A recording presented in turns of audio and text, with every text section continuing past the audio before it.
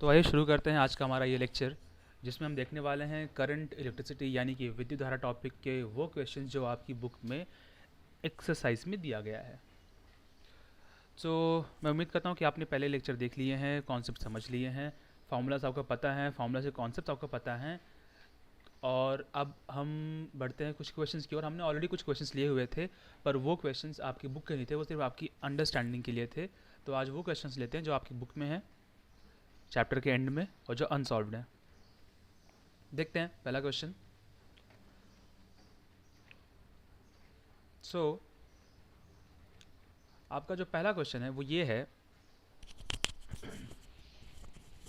Heat energy is being produced in a resistance.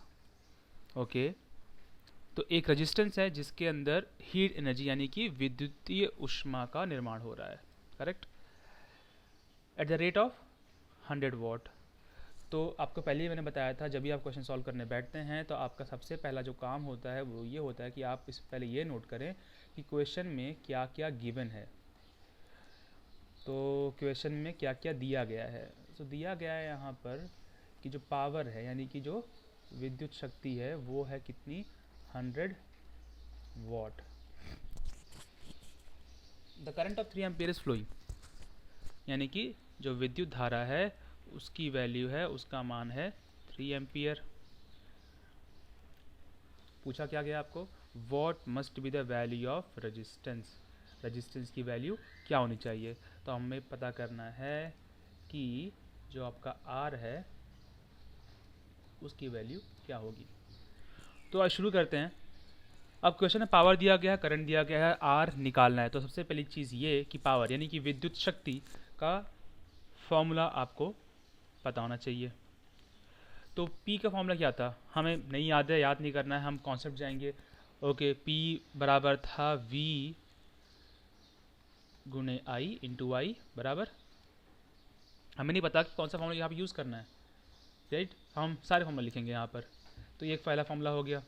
दूसरा, V को replace करेंगे किससे, V बराबर क्या होता है, ओम्स लॉ से, ओम के नियम से, V बराबर आई इंटू आर। सो यहाँ पर हो जाएगा आई आर, और ऑलरेडी पहले से एक आई है, तो सूत्र हो जाएगा आपका जो फॉर्मूला है पी का हो जाएगा आई स्क्वायर आर। अगला देखते हैं,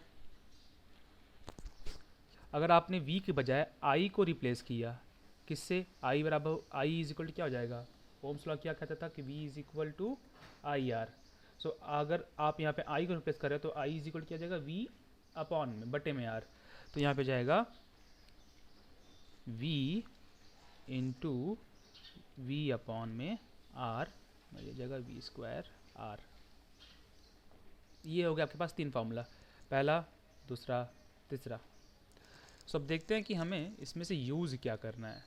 क्या क्या क्या क्या दिया है क्वेश्चन में, पावर दिया हुआ है, ओके, पावर दिया है, और करंट दिया हुआ है, ठीक है, करंट दिया हुआ है। वी निकालना है क्या, नहीं वी नहीं निकालना है, करंट दिया हुआ है। यहाँ पे आई निकालना है क्या, सॉरी आर निकालना है क्या, हाँ हमें आर ही तो निकालना है। अब यहाँ पे आप इसको यूज़ नहीं कर पाएंगे क्योंकि आपको पी पता है, आपको आई पता है, तो पी और आई को यहाँ आप रख देंगे, आपको आर की वैल्यू मिल जाएगी। तो इसी फॉर्मूला को यूज़ करते हैं। यहाँ से आर इज इक्वल टू क्या हो जाएगा, R is equal to P upon में आई स्क्वायर। पी की वैल्यू है 100, आई की वैल्यू 3, 3 का 100 कितना होगा 9। तो आपका आंसर आ जाएगा 11.11 ओम, मतलब लगभग ये 11 ओम है। ये हो गया आपके आर की वैल्यू। क्लियर है। आपको एग्जाम में या जब सॉल्व करते हैं तो ये सारे फॉर्मूलाज लिखने की ज़रूरत नहीं है, ये सिर्फ आपको अभी रिवाइज करने के लिए तीनों फॉर्मूला बताए गए हैं। वरना तो मुझे पूरा विश्वास है कि आपको ये तीनों चीज़ें एकदम बाई हार्ट होंगी, अच्छे से याद होंगी, क्योंकि आप इसको समझ चुके हैं। सो देखते हैं अगला क्वेश्चन।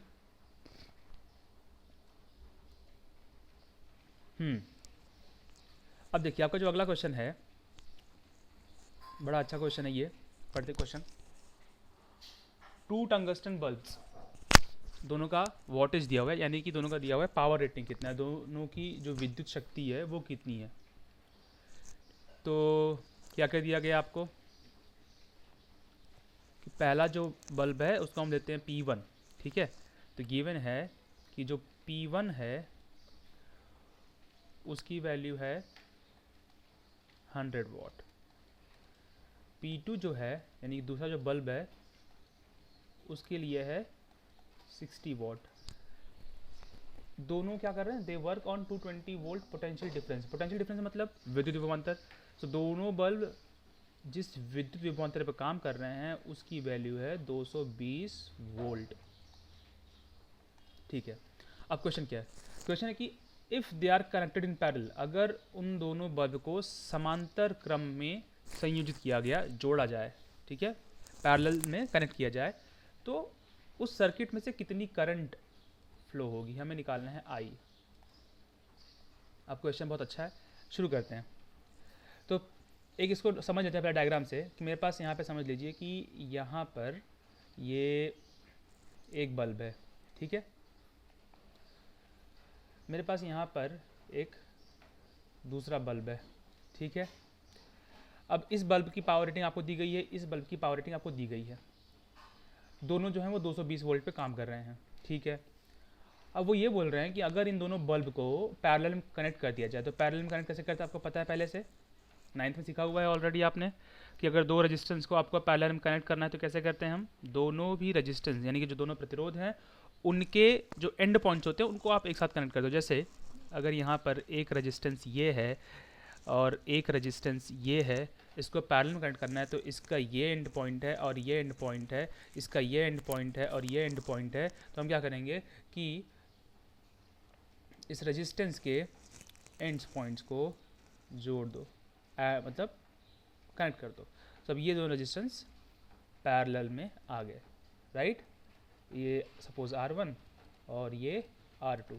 तो आप ये मान लीजिए कि यहाँ पर रेजिस्टेंस के बजाय ये बल्ब लगा दिया हमने, बस और कुछ नहीं है। इस R1 जगह पर ये वाला बल्ब है, R2 जगह पर ये वाला बल्ब है, और इन दोनों को हमने समांतर यानी कि पैरेलल में कनेक्ट कर दिया गया है।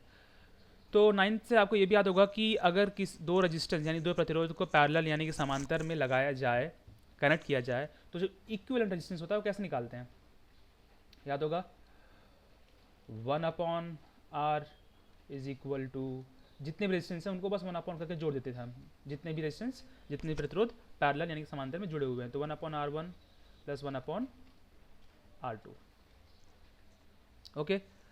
और अगर इसको सॉल्व करोगे आप तो मुझे अच्छे से पता है कि इसका जो फॉर्मूला आएगा वो आएगा R is equal to R1 into R2 और बटे में यानी कि अपॉन में आएगा R1 प्लस R2। ये होती है टोटल R की वैल्यू, ठीक है। तो अब क्वेश्चन पे आते हैं। क्वेश्चन दिया कि दो बल्ब हैं, दोनों का पावर रेटिंग दिया हुआ है P1 और P2, दोनों बल्ब 220 वोल्ट पे काम करते हैं। दोनों बल्बों को हम इस तरह से पैरेलल में कनेक्ट करने वाले हैं, समांतर क्रम में कनेक्ट जोड़ने वाले हैं, ठीक है। वो पूछ रहा है कि अगर आप ऐसे कनेक्ट कर दोगे, जोड़ दोगे, तो करंट की वैल्यू कितनी होगी उस पूरे के पूरे सर्किट में से। तो यहाँ से मतलब वो पूछ रहा है कि ये जो नेट सर्किट बनेगी उसमें से अब कितना करंट जाएगा। तो आपको ये पता है कि अगर दो रेजिस्टेंस यानी कि दो प्रतिरोधों को समांतर यानी कि पैरेलल में जब कनेक्ट करते हो तो जो इक्विवेलेंट या जो परिणामी रेजिस्टेंस प्रतिरोध आता है वो प्रतिरोध उन दोनों रेजिस्टेंस R1 और R2 से कम होता है हमेशा। ये पता है आपको पहले से, 9th का कॉन्सेप्ट ही है। दूसरी चीज़, अगर दो रेजिस्टेंस है, दो प्रतिरोध है, उनको आप श्रेणी यानी कि सीरीज में कनेक्ट करते हो तो वो जुड़ जाते हैं, वो ऐड हो जाते हैं, उनकी वैल्यू ऐड हो जाती है। और ऐड हो जाती है मतलब जो आपका नेट रेजिस्टेंस होगा, जो टोटल रेजिस्टेंस होगा, उसकी वैल्यू बढ़ जाएगी। तो सीरीज में कनेक्ट करने पर रेजिस्टेंस की वैल्यू बढ़ती है और पैरेलल में कनेक्ट करने पर जो रेजिस्टेंस की वैल्यू आती है वो वैल्यू जितने भी चीज़ों को आपने कनेक्ट किया गया उन सब से कम होगी। तो कहने का मतलब ये है यहाँ पर कि जब आप इन दोनों बल्ब को समांतर क्रम में लगा रहे हैं तो जो रेजिस्टेंस होगा वो कम होगा, इसका मतलब करंट बढ़ जाएगा। तो करंट बढ़ेगा घटेगा वो तो पूछा नहीं, बस पूछा करंट कितना होगा, ठीक है। निकालते हैं अब। तो काम क्या करना है आपको, हमें ये पता होना चाहिए कि दोनों बल्ब का रेजिस्टेंस यानी कि प्रतिरोध कितना है। तो हमें पहले निकालना पड़ेगा बल्ब 1 का रेजिस्टेंस यानी कि R1 कितना है, बल्ब 2 यानी कि इसका रेजिस्टेंस R2 कितना है। सो क्या दिया है क्वेश्चन में, P दिया हुआ है, आपको पता है P इक्वल टू क्या होता है, VI, राइट। और क्या होता है P equal to I square R, correct. और क्या होता है वी स्क्वायर अपॉन आर। ये 3 फॉर्मूलेज हैं। कौन सी यूज़ करोगे आप? क्वेश्चन में क्या दिया हुआ है? वी दिया हुआ है, पी दिया हुआ है, क्या नहीं दिया हुआ? आर। तो हम यूज़ करेंगे ये हमारा थर्ड वाला फार्मूला, राइट। तो इस फॉर्मूले से आर के लिए क्या हो जाएगी? आर हो जाएगा आपका, आर इज इक्वल टू हो जाएगा, आर वहाँ भेज दीजिए, पी यहाँ पे आ जाएगा वी स्क्वायर अपॉन में 5। सिंपल, नो डाउट इसमें। सो इस चीज़ से हम निकालते हैं आर वन। आर वन क्या हो जाएगा? वैल्यूज पुट कर दीजिए। आर वन क्या हो जाएगा? वी स्क्वायर अपॉन में पी वन। वी कितना है? 220। 220 का स्क्वायर मतलब 220 इंटू 220, ठीक है। ज़्यादा इसको हम स्क्वायर नहीं जाते हैं, सीधे से लिख देते हैं। और अपॉन में क्या है? पी, पावर कितना है पहले वाले बल्ब के लिए? 100। सॉल्व करो, कितना जाएगा ये? 22 इंटू 22 कितना होता है? कर लेना, 484। रेजिस्टेंस का, प्रतिरोध का यूनिट क्या होता है? ओम, भूलना नहीं है, ठीक है। ये हो गया, राइट। ऐसे निकालना पड़ेगा हमें R2 की, R2 की वैल्यू कितनी होगी। सो देखते हैं R2 की वैल्यू क्या हो जाएगी। यहाँ पर सॉल्व कर देता हूँ नीचे यहाँ पर मैं। सो R2 बराबर क्या हो जाएगा? R2 बराबर सेम वी स्क्वायर अपॉन उसका पावर, वी का कितना हो जाएगा? 220 इंटू 220 और अपॉन में कितना उसका पावर? 60। 0 0 कट जाएगा। इसको सॉल्व करो आप, तो जो वैल्यू आती है वो शायद से, मतलब सॉल्व कर सकता हूँ मैं यहाँ पर बिना मतलब मैं आपकी काबिलियत पर शक कर रहा हूँ। तो आप इसको सॉल्व करना, वो वैल्यू आएगी ओम में, ठीक है। तो आगे बढ़ते हैं। आपको R1 मिल गया 484। देखो ये बहुत हार्ड वाला था कैलकुलेशन, वो मैंने कर दिया। इजी वाला मैंने आपके लिए छोड़ दिया है, ठीक है ना। तो आप इसको कर लेना।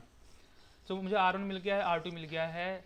मुझे अब निकालना है कि अगर इन R1 और R2 को मैं पैरेलल में कनेक्ट कर रहा हूँ, ठीक है ना। कैसे कनेक्ट कर रहा हूँ? पैरेलल में। यहाँ पर R1 और ये यहाँ पर R2। सो यानी ये बल्ब 1 है और ये बल्ब 2 है। इसकी वैल्यू है R1 है और इसकी वैल्यू R2 है।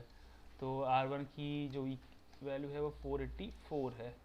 और जो आपकी R2 की वैल्यू जो कि आप सॉल्व करोगे, बेसिकली मुझे पूरा भरोसा है कि आप सॉल्व उसको कर दोगे, है ना। तो मैं उसको सॉल्व नहीं कर रहा हूँ बेसिकली।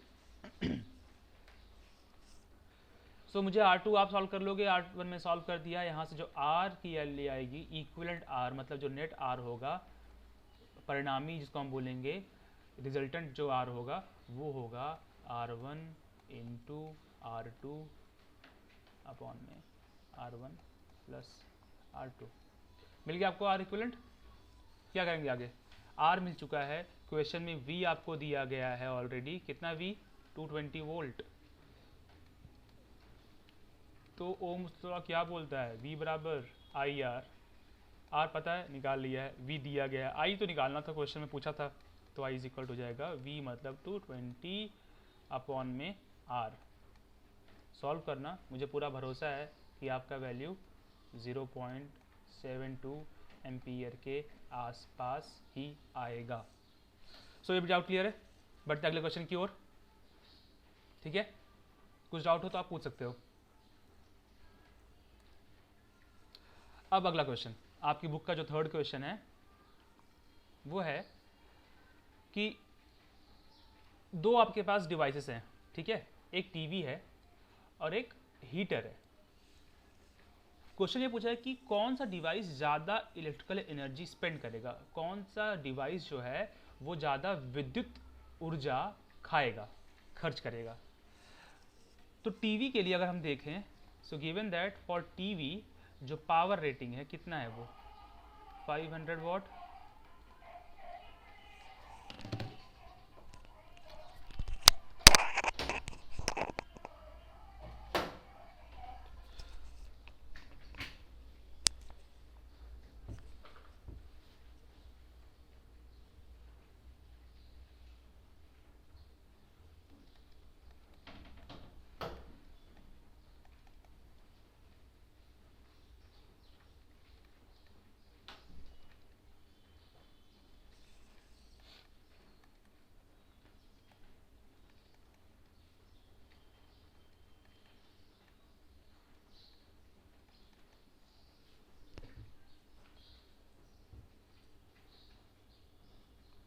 तो टीवी का पावर रेटिंग है 500, टाइम दिया है 30 मिनट, हीटर का पावर रेटिंग है 600 वॉट, टाइम दिया है 20 मिनट। क्वेश्चन है कि कौन सा डिवाइस ज़्यादा इलेक्ट्रिक एनर्जी खर्च करेगा।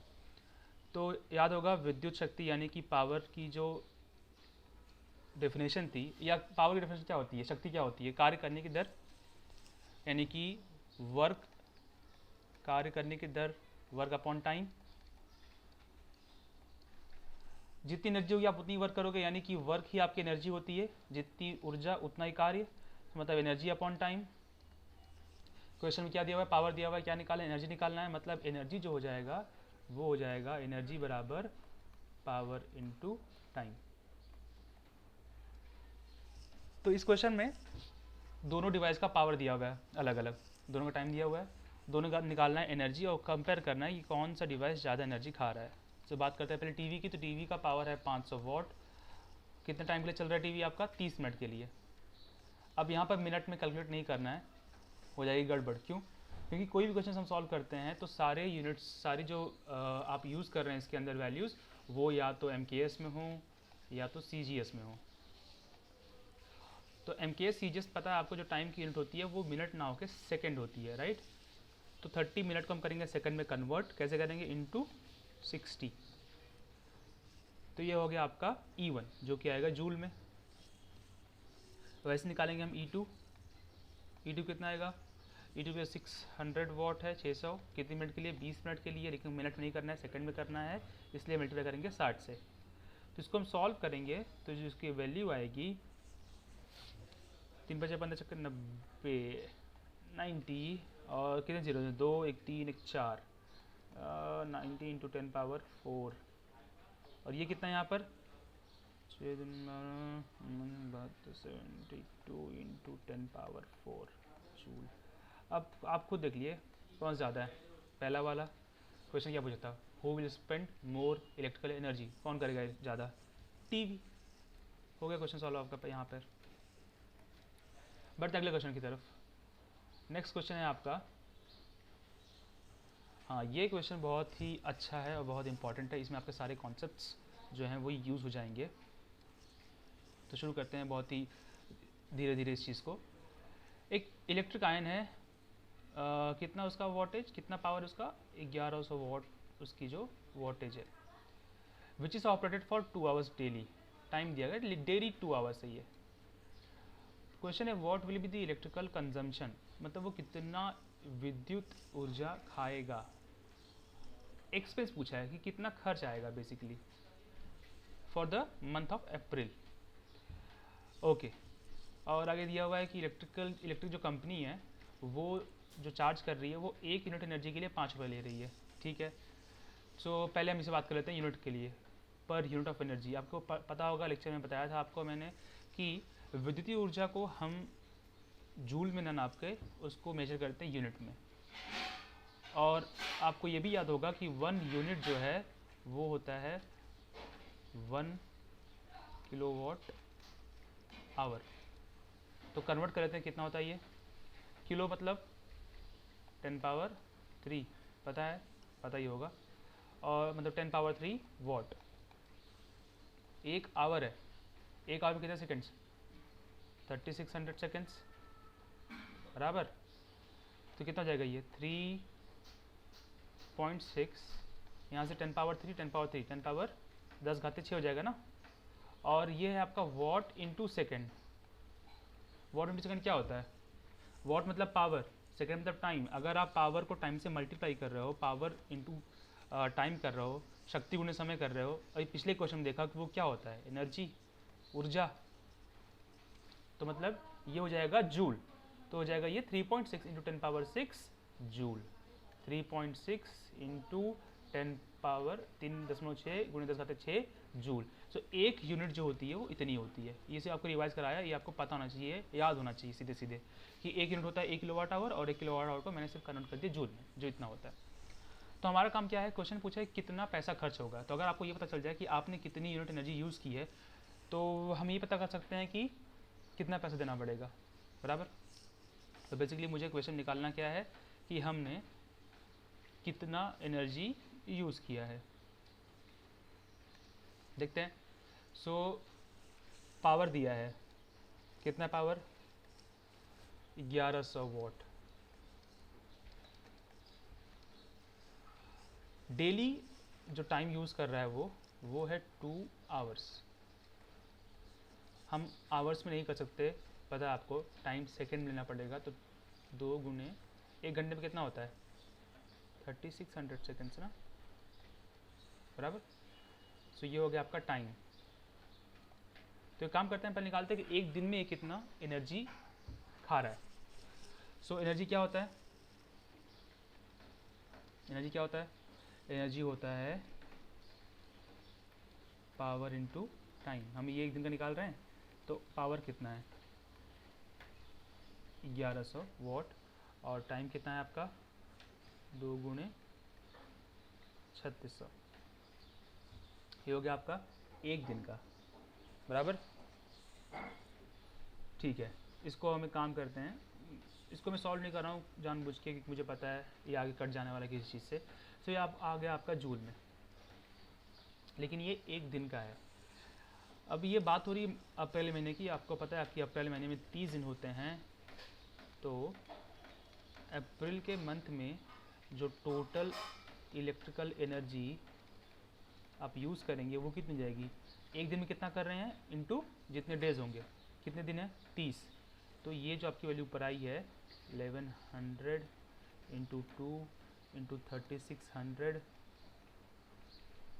इंटू 30, ये हो गया आपका, इतनी एनर्जी उस पूरे के पूरे मंथ में की है। ये क्या है आपका, ये पर डे वाला है, एक दिन में कितना कर रहे हैं आप, कितना एनर्जी खा रहे हैं। तो मुझे टोटल एनर्जी जो मैंने कंज्यूम किया मुझे मालूम पड़ चुकी है, लेकिन ये जूल में है ये, तो उसको मुझे कन्वर्ट करना पड़ेगा यूनिट से, राइट। मुझे कन्वर्ट किस में कन्वर्ट करना पड़ेगा, यूनिट में करना पड़ेगा इसको कन्वर्ट। तो मैं क्या करूँगा कि मुझे पता है कि एक यूनिट बराबर कितनी एनर्जी होती है, इतनी होती है, तो उससे आप इसको डिवाइड कर दो, तो क्या हो जाएगा, ये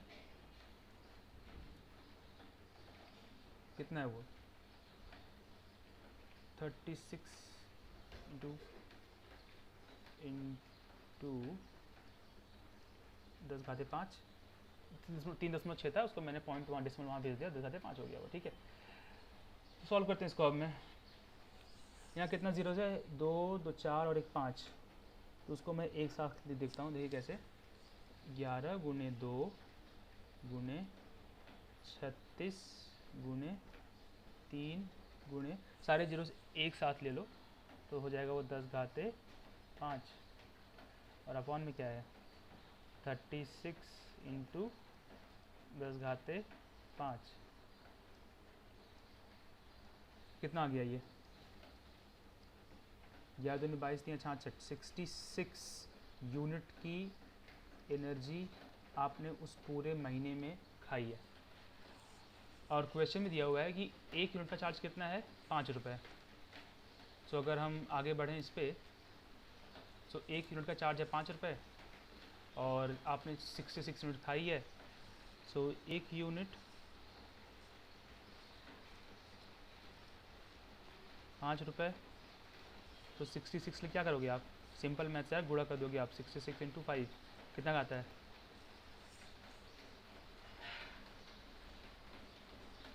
330 रुपये।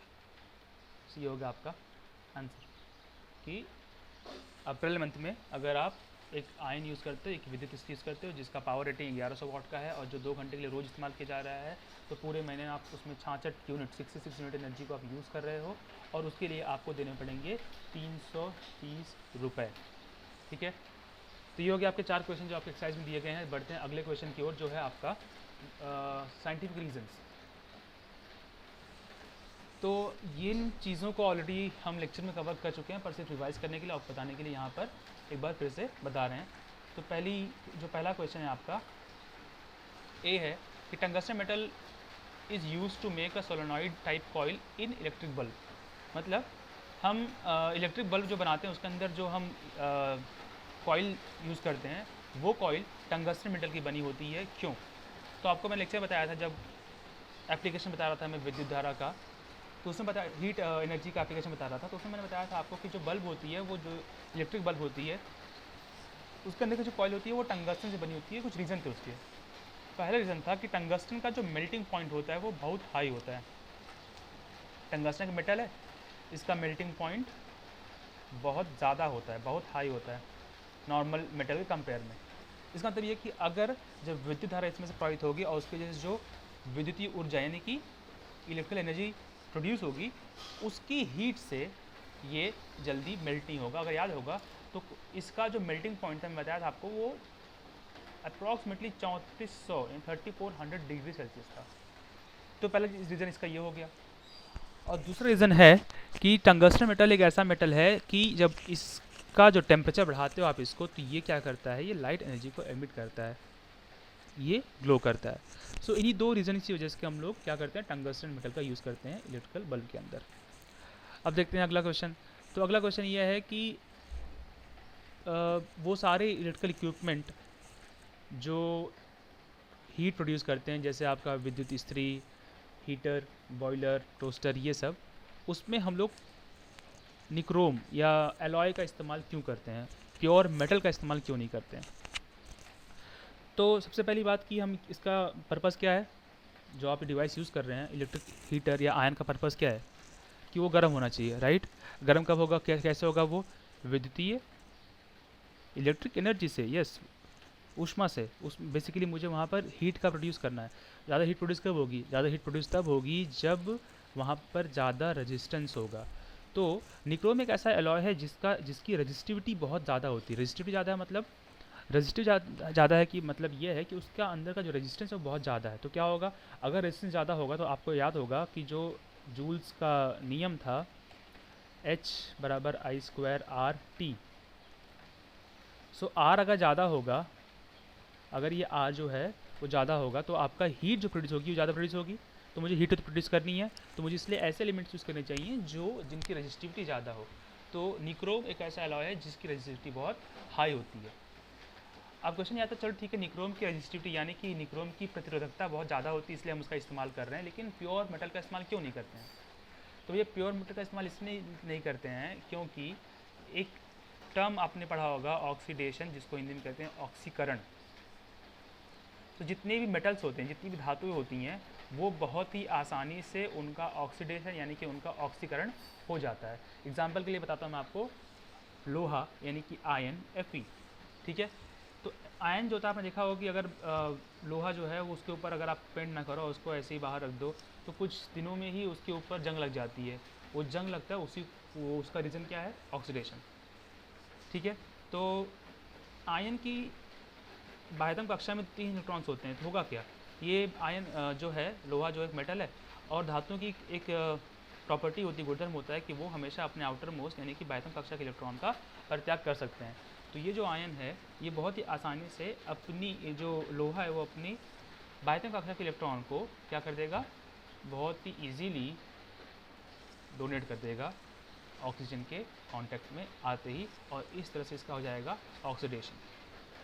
लेकिन जो एलॉय है निक्रोम जो है, उसका ऑक्सीडेशन नहीं होता है, इसीलिए जो निक्रोम है वो, उसकी जो लाइफ होती है वो ज़्यादा दिन तक होती है। अगर आप यहीं पे किसी मेटल का इस्तेमाल करेंगे तो मेटल क्या हो जाएगा, मेटल का होगा ऑक्सीडेशन, ऑक्सीडेशन वजह से क्या होगा, धीरे धीरे वो जो मेटल है वो ख़राब हो जाएगा। जैसे एग्जाम्पल लोहा आपने देखा होगा। ओके, नेक्स्ट है कि फॉर इलेक्ट्रिक पावर ट्रांसमिशन, विद्युत शक्ति के ट्रांसमिशन के लिए हम कॉपर या एल्युमिनियम वायर का इस्तेमाल करते हैं, क्यों? ओके, तो रीज़न बहुत ही सिंपल है, आप खुद गेस कर सकते हो। मुझे क्वेश्चन यही है कि पावर ट्रांसमिट करना है मुझे, राइट। अब पावर अगर ट्रांसमिट करना है तो इसका मतलब ये कि अगर सपोज़ आप कोई वायर लेते हो, आपने कोई एक चीज़ ली, एक वायर लिया मैंने, इस वायर में से मैं विद्युत धारा प्रोवाइड कर रहा हूँ, करंट प्रोवाइड कर रहा हूँ, बट ये इस वायर के अंदर ही इतना ज़्यादा रेजिस्टेंस है कि वो जो करंट फ्लो हो रही है, जो पावर ट्रांसमिट हो रही है ना, वो इस हाई रेजिस्टेंस के कारण, प्रतिरोध के कारण, यहीं पर बहुत सारी विद्युतीय ऊर्जा जो है उसका निर्माण हो रहा है, हीट का निर्माण हो रहा है, ऊष्मा का निर्माण हो रहा है।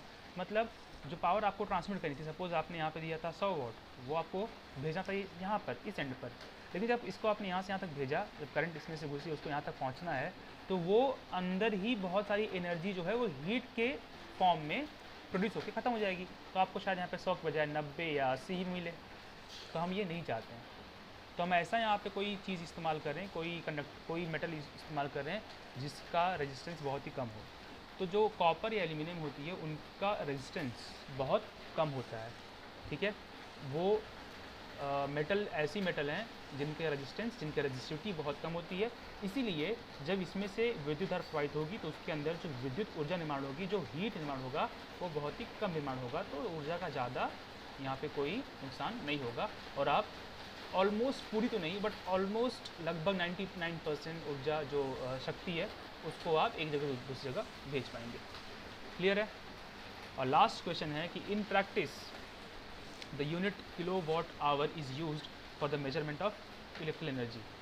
तो क्वेश्चन ये है कि प्रैक्टिस में जूल की बजाय इलेक्ट्रिकल एनर्जी की इकाई क्या होती है, एनर्जी की यूनिट क्या होती है, बताया मैंने आपको पिछले क्वेश्चन में ही कि एनर्जी की यूनिट होती है जूल, पर हम जूल की बजाय यूज़ करते हैं किलो वाट आवर, ठीक है। हर जगह नहीं, सिर्फ विद्युत यानी कि करंट इलेक्ट्रिसिटी के फील्ड में। क्यों? क्योंकि जूल जो है वो एनर्जी की बहुत छोटी इकाई है, ऊर्जा की बहुत छोटी इकाई है। जब किलोवाट आवर क्या है, आपने देखा डिराइव किया था कि एक यूनिट जो होता है वो होता है 1 किलोवाट आवर, और उसकी वैल्यू कितनी आती है जूल के फॉर्म में, 36 × 10⁵ इसका मतलब समझ रहे हैं। अगर मैं लिखूँ इसको तो एक यूनिट का ही मतलब हो जाएगा 36 और 5 जीरो, 1 2 3 4 5, कितना हो गया ये 36 लाख जूल, इतनी एनर्जी। तो अगर मैं जूल के टर्म में काउंट करना शुरू करूँ एनर्जी को, कितने एनर्जी इस्तेमाल हुआ है, तो जो आपकी आईडी लाती है उसके अंदर लिखा रहेगा इतने करोड़ जूल, इतने बड़े बड़े फिगर आ जाएंगे। तो इतने बड़े बड़े फिगर हमें ना हैंडल करना पड़े और उन फिगर को आप छोटे वैल्यू में दिखा पाएँ, इसलिए हम लोग जूल की बजाय किलोवाट आवर का इस्तेमाल करते हैं, ठीक है। ओके, सबसे इम्पॉर्टेंट बात जो नेक्स्ट पेज पर आपको मैं बताने जा रहा हूँ वो ये कि मैं ये उम्मीद करता हूँ कि आपको ये न्यूमेरिकल्स और साइंटिफिक रीज़न जो हैं वो आपको समझ में आए होंगे, आपको समझे होंगे। तो आपको करना ये है, सबसे पहले तो लेक्चर को आपको लाइक करना है अगर आपको क्वेश्चन समझ में आया है और कुछ नया कॉन्सेप्ट मिला है, तो खुद देख लिया है, खुद समझ लिया है और लग रहा है कि ये देख के लोग भी समझ पाएंगे तो उनके साथ शेयर करना है। और अगर आपने अब तक सब्सक्राइब नहीं किया है तो आपको सब्सक्राइब भी कर देना है, क्योंकि इससे थोड़ा सा क्या जाता है ना कि मालूम रहता है कि हाँ लोग देख रहे हैं और देखने के बाद उसको ये चीज़ उन तक पहुँच रही है। तो आपको बहुत बहुत थैंक यू लेक्चर देखने के लिए। अगले लेक्चर में भी कुछ ऐसे न्यूमेरिकल्स और कुछ कॉन्सेप्ट लेके आएंगे, बट लाइक और सबसे इम्पॉर्टेंट शेयर करो दूसरे फ्रेंड्स के साथ, अपने तक नॉलेज मत रखो, नॉलेज बांटने से और बढ़ता है। हो सकता है कि आप किसी से बांटें तो वो आपसे कुछ ऐसा डाउट पूछे जो आपको लगे हाँ यार ये तो बड़ी चीज़ है, और सब्सक्राइब। Thank you.